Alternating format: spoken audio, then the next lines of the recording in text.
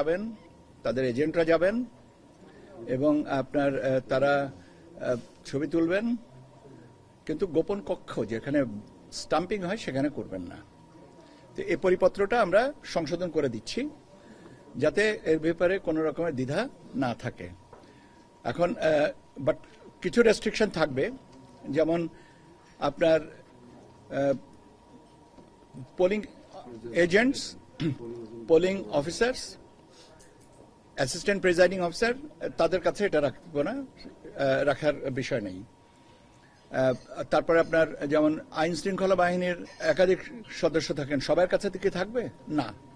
তো কাজে ওই জায়গাটাকে একটু ফিল্টার করে আপনাদের দিচ্ছি। তবে আপনাদের যে স্বাভাবিকভাবে যে প্রশ্নটা ছিল, কৌতূহল ছিল যে ভোটাররা এবং সংবাদকর্মীরা বা অবজারভার্সরা এটা নিয়ে ভিতরে যেতে পারবেন কিনা, সে বিষয়টা আমি নিশ্চিত করছি যে আপনারা নিয়ে যেতে পারবেন, ঠিক আছে, কিন্তু গোপন কক্ষের ছবি তুলতে পারবেন না। আমার মনে হয় যে ব্যাপারে আর আমার ফার্দার কোনো কিছু বলার দরকার নেই। আমি বললামই তো যে কিছু রেস্ট্রিকশন থাকবে, সেটা আমরা ফিল্টার করছি, করে আমরা এটা করে দেব, কিন্তু যে আলোচনাটা ছিল সেটা আমরা নিশ্চিত করে দিলাম। আর এর সাথে আপনার আরেকটা জিনিস আছে যে আপনারা জানেন যে আমাদের আগামীকাল সকাল 7:30 পর থেকে নির্বাচনী প্রচারণা বন্ধ। কাজেই এখন সবাই নির্বাচনী প্রচারণায় তুঙ্গে আছেন, এটা একটা ভালো দিক। এবং আমরা আশা করি যে সবাই আমরা নির্বাচনী প্রচারণার পরে নির্বাচনের বাকি দায়িত্বগুলো পালনের জন্য সবাই সচেষ্ট হয়ে যাব। আমি প্রসঙ্গক্রমে আপনাদেরকে এবার বিদেশি যারা সংবাদকর্মী এবং গণমাধ্যম কর্মী এবং অবজারভার্স আসছে তাদের সম্পর্কে একটু আপনাদেরকে জানিয়ে দিই। এই জাতীয় সংসদ নির্বাচন এবং গণভোট উপলক্ষে এখন পর্যন্ত আমাদের হিসাব মতে 540 জন বিদেশি পর্যবেক্ষক এবং সাংবাদিক আসছেন। এদের মধ্যে এই 540 জনের মধ্যে নির্বাচন কমিশন আমাদের যাদেরকে আমন্ত্রণ জানিয়েছিলাম, বিভিন্ন দেশের নির্বাচন কমিশন এবং আপনার যে ডেমোক্রেটিক প্রসেসের সাথে ইনস্টিটিউশনসের সাথে জড়িত, তাদের থেকে প্রায় 60 জন, বিভিন্ন আন্তর্জাতিক সংস্থা, নির্বাচন পর্যবেক্ষক সংস্থা থেকে আসছেন 330 জন এবং 45টি আন্তর্জাতিক গণমাধ্যম প্রতিষ্ঠান থেকে আসছেন প্রায় 150 সাংবাদিক। এর সাথে এদের মধ্যে যেমন তুরস্ক থেকে আমি যাদেরকে আমন্ত্রণ জানিয়েছেন, তুরস্ক, মালয়েশিয়া, নাইজেরিয়া, ফিলিপিন্স, জর্জিয়া, এই সমস্ত দেশ থেকে আসছেন। বিভিন্ন গণমাধ্যম থেকে যারা আসছেন তাদের থেকে পাকিস্তান থেকে আসছেন, আল জাজিরা থেকে আসছেন, জাপান থেকে আসবেন, BBC news, AP Associated Press, Reuters, ABC Australia, Deutsche Welle, এর সাথে পাশাপাশি স্পেন, ফ্রান্স, ইতালি, নেদারল্যান্ডস ইত্যাদি ইত্যাদি অনেক অর্গানাইজেশন থেকেও আপনার পর্যবেক্ষকরা আসছেন, সংবাদকর্মীরা আসছেন। প্রায় 330 জন আন্তর্জাতিক পর্যবেক্ষক বাংলাদেশে আছেন বা আসছেন। এদের ভিতরে সবচেয়ে বেশি হচ্ছে ইউরোপিয়ান ইউনিয়ন, তাদের এই পর্যায়ে 223 জন, এটা 250 পর্যন্ত সম্প্রসারিত হওয়ার সম্ভাবনা আছে। কমনওয়েলথ থেকে আসছেন 25 জনা, Asian network for free elections এনফ্রেলের থেকে 28 জনা, ইন্টারন্যাশনাল রিপাবলিকান ইনস্টিটিউট IRI থেকে আসছেন 12 জনা এবং অন্যান্য জায়গা থেকে আসছেন 30 জনা। আগামীকাল মূলত আছেন আপনার হোটেল ইন্টারকন্টিনেন্টালে। তথ্য মন্ত্রণালয় এবং তথ্য সম্প্রচার মন্ত্রণালয় এবং ইলেকশন কমিশনের যৌথ উদ্যোগে আগামীকালকে আপনার ইন্টারকনে আপনার একটা মিডিয়া সেন্টার উদ্বোধন করা হবে। আর মিডিয়া ব্রিফিং আমরা করব এই যারা আসছেন আমাদের সাথে দেখা করার জন্য বা আমাদের ইলেকশন পর্যবেক্ষণের জন্য, তাদের ব্যাপারে আমরা আগামী 11 তারিখ ইন্টারকনে আমরা একটা ব্রিফিং এর ব্যবস্থা রেখেছি। আপনারা সবাই আমন্ত্রিত, ঠিক আছে? আচ্ছা, ওকে, আমাকে শেষ কর। আজকে বেশ কয়েকজনা রাজনৈতিক দলের নেতৃস্থানীয় ব্যক্তিবর্গ এসেছিলেন। সবচেয়ে মজার ব্যাপার, আমি বলবো যে সবার প্রতি সম্মান রেখেই বলছি, যে তাদের প্রথম কনসার্নটা ছিল মোবাইল ফোন। এবং আমরা কাজেই মোবাইল ফোন যে আমাদের জীবনের সাথে একটা অংশ হয়ে গেছে, এটা আমরা পুনরায় উপলব্ধি করলাম। বাট এটা ভালো, এবং আমরা এবং আপনাদের সাথে বা তাদের সবার সাথে ইট ওয়াজ প্রকৃত অর্থে it was little bit of miscommunication. আমরা যেটাভাবে বোঝাতে চেয়েছি, আমরা লিখিতভাবে সেটা বোঝাতে পারিনি। এটার যেটা সত্যি সেটাই আমি আপনাদেরকে বললাম। এর বাইরে আপনার আইন শৃঙ্খলা পরিস্থিতি নিয়েও কথা বলেছেন। তারা বিভিন্ন জায়গায় তারা বিভিন্ন সমস্যা ফেস করতেছেন, সে সম্পর্কেও বলেছেন। তো এগুলো আমরা নোট করেছি, এবং নোট করে যে যে জায়গায় যেভাবে কথা বলার দরকার, কেন এখন পত্রালাপ করে ফাইলে প্রসেস করে পত্র দিতে দেখা যাবে যে ইলেকশন ইজ ওভার। তার থেকে আমরা এখন মূলত তাদের রেসপেক্টিভ এরিয়াতে আমরা যেটা মনে করছি যে হ্যাঁ এটা একটা কনসার্ন, আমরা জানিয়ে দিচ্ছি তাদের তত্ত্বাবধায়ক সুপারভাইজারদেরকে বা কনসার্ন আপনার রিটার্নিং অফিসারদেরকে অ্যাজ অ্যাপ্রোপ্রিয়েট। এখন এটা খুব ডাইভার্সড, বিভিন্ন বিষয় নিয়ে আছে, প্রচারণা থেকে শুরু করে অনেক কিছুই আছে। তো এইগুলো নিয়ে ওনারাও আপনাদের সাথে কথা বলে গেছেন। আমি আর এটা বিস্তারিত ব্যাখ্যার ভিতরে গেলাম না, বা যাওয়ার প্রয়োজনও নাই, কারণ ওনারা নিজেরাও আপনাদের কাছে কথা বলে গেছেন যে কোন কোন বিষয়ে তারা আপত্তি দিয়েছেন, এবং যে আপত্তিগুলো দিয়েছেন আমাদের কাছে, আমরা সেগুলোকে নিয়ে কাজ করব।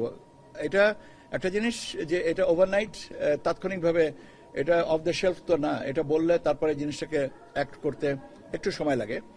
তো জিনিসটা নিয়ে আমরা আছি, আর আমরা চেষ্টা করছি যে বাকি যে সময়টুকু যেটুকু আছে নির্বাচনকে আগামী 12 তারিখ সকাল 7:30 থেকে শুরু করার জন্য যে সমস্ত প্রাথমিকভাবে যে সমস্ত পরিকল্পনা ছিল, কিছু অ্যাডজাস্টমেন্ট করতে হয়েছে।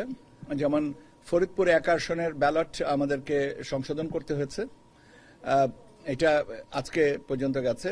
বরগুনায় কিছু ব্যালট আপনার দেখা গেছে যে গণনায় পরে একটু সমস্যা হয়েছিল, সেখানেও এগুলো অ্যাডজাস্ট করে দেওয়া হয়েছে। এগুলো থাকবেই। এগুলো এত বড় একটা কর্মকাণ্ডে কিছু যদি না হয় তাহলে সবকিছু এটাকে স্বাভাবিক প্রক্রিয়ায় আদালতের নির্দেশনার প্রেক্ষিতে আমাদের কিছু ব্যালট পেপার রিপ্রিন্ট করতে হয়েছে। কিছু ব্যালট পেপার রিপ্রিন্ট করার মানে কি, কিছু ব্যালট পেপারকে বাতিল করতে হয়েছে, কিছু সেখানে রিপ্রিন্ট করতে হয়েছে। তো এই জিনিসগুলো নিয়ে মোটামুটিভাবে এখন পর্যন্ত things are very much within the range, এবং আমাদের কাছে এখন পর্যন্ত আমরা নির্বাচনমুখী। 12 তারিখ সকাল 7:30 থেকে ভোট গ্রহণ শুরু হবে, সবাই ভোট দিবেন। ঠিক আছে, আপনাদের সবাইকে অনেক ধন্যবাদ।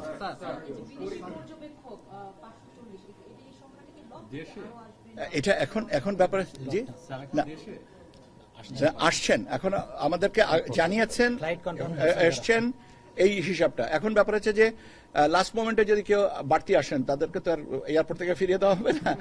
এটা কাজে আমিও জেনে বলেছি যে এটা দিস ইজ ফ্লেক্সিবল। এখন এটা হয় যে কোনো একটা বড় কাজে হয়। আজকে যেমন এই মুহূর্তে আপনারা যে কজন সংবাদকর্মী আছেন, অন্য সময় আর একটু বেশি থাকেন, আবার হয়তো রাত্রে 8টার পর্যন্ত দেখা যাবে যে হয়তো 1 বা 2 আছেন। এটা থিন আউট হবে, এটা কোনো মারাত্মক কোনো ব্যাপার নাই। ঠিক আছে জি।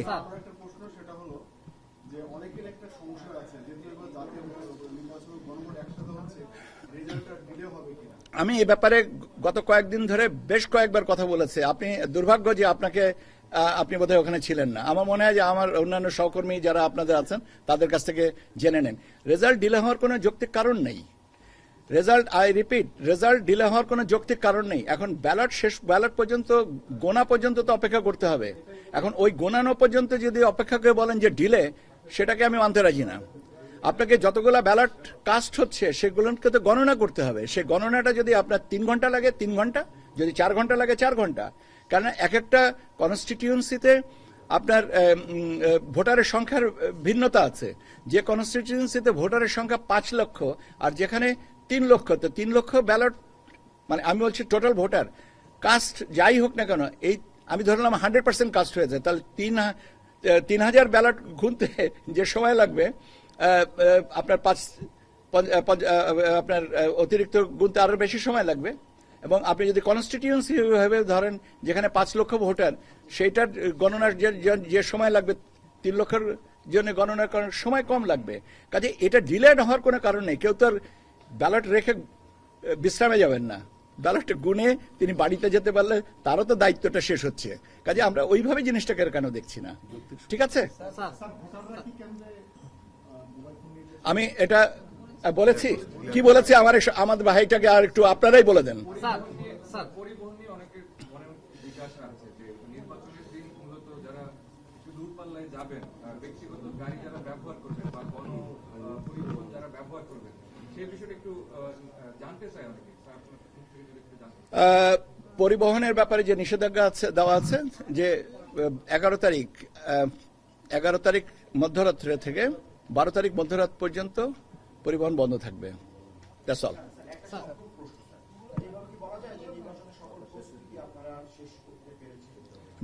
আমি আপনার কথাটাকে আংশিক হাফ ট্রুথ নিব, অর্ধ সত্য নিব।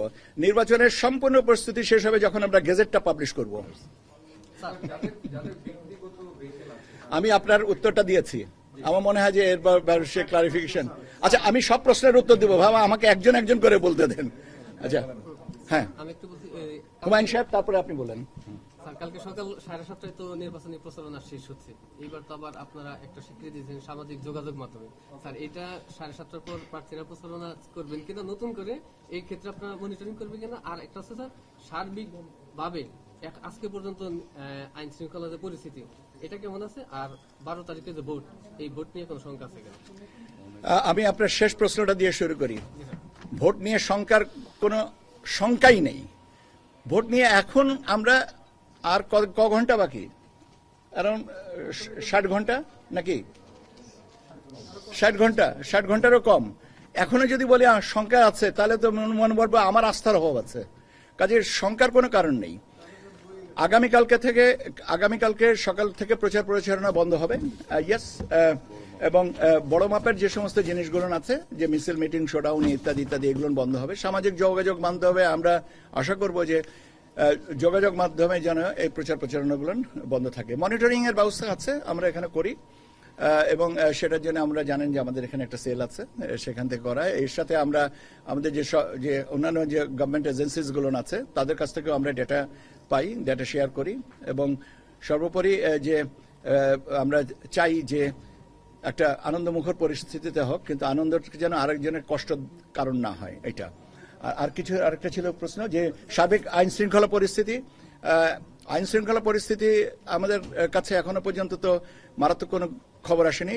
আমি একটু আগেও আপনাদের সাথে কয়েকজনের সাথে কথা বলছিলাম যে দুর্ভাগ্যজনকভাবে 2টো ঘটনা ঘটেছে যেখানে 2 জনের প্রাণহানি হয়েছে। যেমন তফসিল ঘোষণার পরপরে জনাব হাদি, আমরা তাকে হারিয়েছি, এবং আপনার কয়েকদিন আগে একটা শেরপুরে ঝিনাইগাতিতে একটা হয়েছে। এই দুটো আমার জানা মতে, এর বাইরে আর আমার জানা নেই। কাজে প্রাণহানির মতন ঘটনা নিন্দনীয়, এবং ডেফিনেটলি এটাকে আমরা সবাই নিন্দা জানাই। এবং এর বাইরে যে সমস্ত মিছিল, মিটিংয়ে বক্তব্য, পাল্টা বক্তব্য, এই জিনিসগুলো তো নির্বাচনেরই একটা অংশ।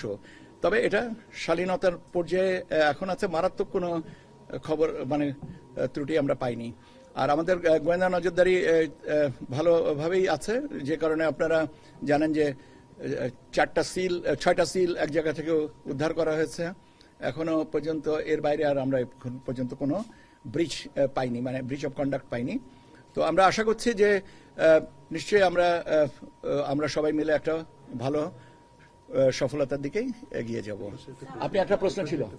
নির্বাচন ঠিক আর 2 দিন পর, শেষ মুহূর্তে প্রচারণা শেষ মুহূর্তে, এই সময় এসেও রাজনৈতিক দলগুলো এখানে এসে বলছেন প্রশাসন পক্ষপাতমূলক আচরণ করছে, এবং এই তীরটা কিন্তু ঘুরে ফিরে নির্বাচন কমিশনের গাড়ে আসে যে নির্বাচন কমিশনের পক্ষপাতমূলক আচরণ।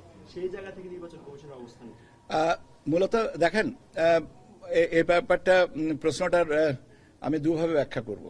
এক, প্রাথমিকভাবে এই আচরণ ভঙ্গের বিষয়টা দেখার জন্য মাঠ পর্যায়ে electoral enquiry and adjudication committee আছে, রিটার্নিং অফিসার আছেন, এবং আপনার আজকে থেকে আপনার এক্সিকিউটিভ ম্যাজিস্ট্রেটসরা, কালকে থেকে জুডিশিয়াল ম্যাজিস্ট্রেটরা ডিপ্লয়েড হচ্ছেন। হ্যাঁ, ওনারা নিশ্চয়ই ক্ষোভের পাশাপাশি আমাদের কাছে জানাচ্ছেন, আমরাও আবার কিন্তু প্রকারান্তে তাদেরকে এই সমস্ত জায়গায় পাঠাচ্ছি। আমি যেমন একটু আগে বলেছি যে বিভিন্ন অভিযোগ আমরা আমাদের নজরে আসলে আমরা রেসপেক্টিভ এজেন্সি বা অথরিটিকে এগুলোকে জানাচ্ছি। আমাকে মানে আমি এখন একটা কথা বলবো, এই কথাটা আপনারা এরপরে আমাকে কিন্তু এই প্রসঙ্গ ধরে আর কিছু জিজ্ঞাসা করেন না, কারণ এটা আমি নৈতিকভাবে দায়বদ্ধ থাকবো। কোন একটা রাজনৈতিক দলের থেকে অভিযোগ করা হলো একটা পার্টিকুলার পদে কিছু নিয়োগে অনিয়ম হয়েছে। তো আমরা যখন বললাম যে ঠিক আছে, অনিয়মের ব্যাপারটা আপনাদের যে আপত্তিটা, সেই আপত্তিগুলো আমাদেরকে বলেন, আমরা দেখছি। তখন বলছেন যে আমি জেনে বলবো। ধন্যবাদ আপনাদের সবাইকে। গণভোট হচ্ছে, পোস্টাল ভোটিং হচ্ছে, সব মিলে আপনারা কি এক্সপেক্ট করতেছেন 12 তারিখের যে নির্বাচনে? এখন অনেকে অনিশ্চয়তার কথা বলছে। 12 তারিখে 12 তারিখ যে নির্বাচন হবে, মানে আপনারা বলছেন স্মরণকালে সবচেয়ে ভালো নির্বাচন হবে, যাই হোক, এখন মানে কেমন আশা করছে? এখন তো গণভোট হচ্ছে, পোস্টাল ভোটিং হচ্ছে, এবং ভোটের ফলাফল নিয়ে একটা আছে যে এটা তো অন্যরকম নির্বাচন মানে হবে। মানে প্রচার সময়টা যে কখন জানাবেন আর কি আনুষ্ঠানিকভাবে, যে ফলাফল আসলে কেন্দ্রীয় বিন্দু কত আচ্ছা, সময় লাগতে পারে? আপনারা একটা জিনিস দেখেন, রেজাল্ট আপনার কম্পাইলেশন বলে একটা বিষয় আছে, কনসোলিডেটেশন। প্রত্যেকটা কেন্দ্র থেকে রেজাল্ট আসে রিটার্নিং অফিসারের কাছে। রিটার্নিং অফিসার এটা কনসোলিডেট করেন আপনার কেন্দ্রের সাথে, আপনার সমন্বয় রেখে কেন্দ্রের রেজাল্টগুলোকে কম্পাইল করেন, যেটা আমাদের আইনের পরিভাষায় হচ্ছে কনসোলিডেটেশন। 12 তারিখে ভোট, 13 তারিখ শুক্রবার সকাল 10টার সময় এই কনসোলিডেট করার জন্য অলরেডি রিটার্নিং অফিসার আপনার পত্র জারি করে দিয়েছেন যে সব রাজনৈতিক। এখন আপনি এরপরেও যদি আমাকে জিজ্ঞেস করেন 3 দিন অপেক্ষা করতে হবে, তাহলে সেটা কি ওই যে পত্রটা জারি করেছেন তার বিরুদ্ধাচরণ না? অবশ্যই বিরুদ্ধাচরণ। 3 দিন যদি লাগতো তাহলে রিটার্নিং অফিসার 3 দিন পরে কনসোলিডেট করার জন্য সময়টা দিতেন। তিনি তো তা দেননি, দিনেছেন তার ইমিডিয়েট পরে। এবং একটু আগে আমার একটা ভাই জিজ্ঞেস করেছিলেন যে রেজাল্ট সময় লাগবে কিনা। আমি তো বললাম যে ভাই, যে কটা ব্যালট এসছে সে ব্যালট পর্যন্ত গোনা পর্যন্ত তো সময় দিতে হবে, এবং সেটা যুক্তিসঙ্গতভাবে যতটুকু সময় দরকার সেটুকুই দিতে হবে। কারোর ক্ষেত্রে ভোটারের ভেদে এটা আপনার 3 ঘন্টা হতে পারে, কারোর ক্ষেত্রে 4 ঘন্টা হতে পারে, কারোর ক্ষেত্রে 5 ঘন্টা হতে পারে, কিন্তু কোনো অবস্থাতে এটা 5 দিন না। এটা স্পষ্ট করে বোঝা উচিত যে কোনো অবস্থাতে এটা 5 দিন না। আমার এখানে আর ভোটার সম্পর্কে জিজ্ঞেস করছেন, let's wait till up to 12th। 12 তারিখেই আমরা এটার প্রমাণ পাবো যে আমাদের সংশয়ের মাত্রাটা কতটুকু দুর্বল ছিল। ধন্যবাদ আপনাদের সবাইকে। নমর।